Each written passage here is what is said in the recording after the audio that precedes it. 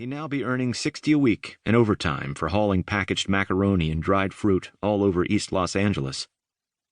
Roy was accustomed to making the best of bad circumstances, but as he made his daily rounds, he wondered if he'd be forever outside, looking in.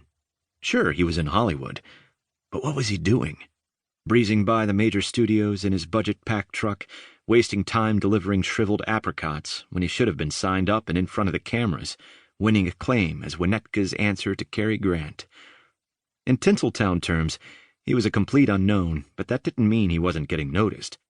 People seemed to constantly comment on how handsome he was. Sometimes it was just like they had read his mind and come to the same conclusion that he had. Roy Fitzgerald belonged on a movie screen. Finally, he found the courage to actually state his ambition out loud. I thought, I'll never get anywhere unless I speak my piece. So I said, I want to be an actor. And nobody laughed at me, which was encouraging. They said, oh really, that's wonderful. Though, of course, all of this was easier said than done. Where were all of those talent scouts he had heard so much about? Whatever happened to the guy who had discovered Lana Turner while she was downing that milkshake at Schwab's? Roy decided that it was time that Hollywood took a good, long look. Between deliveries, he would park his truck at the back gates of one of the majors, Columbia or Paramount, and try to look like the working man's Robert Taylor. In my mind, this has to be one of the most erotic images of rock that I can imagine, says Hudson's friend, Ken Maley. Just think about the young Rock Hudson, this big stud standing up against his truck outside the studio gates. He'd roll up his sleeves and just stand there, like some giant ad for sex, waiting to be noticed day after day. Maybe it was the budget pack uniform that was throwing everybody off. How could he ever be taken seriously in that? He bought a tan gabardine suit, though only $55, it still ate up almost an entire week's wages. Once he was suited up, he stepped up his plan of action. Now he'd park his truck and promenade in front of MGM's main gates in Culver City.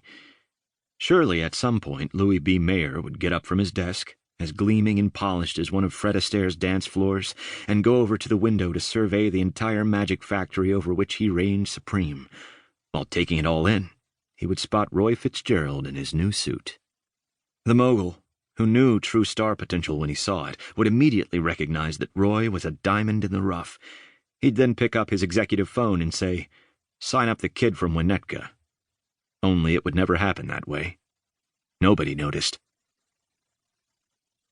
Toward the end of his life, Rock Hudson would tell an interviewer that his early years in Hollywood were marked by frustrated ambition and loneliness. It was very difficult for me to make friends out here. Then I got to know a guy who was an older brother of a guy that I was overseas with.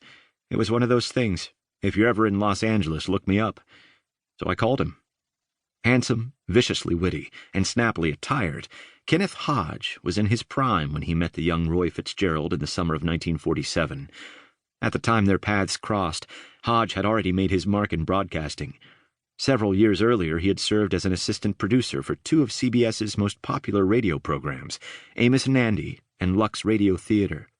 Though, when he was introduced to Roy, Ken was taking a break from radio and managing several Long Beach rental properties for his Aunt Bernadette.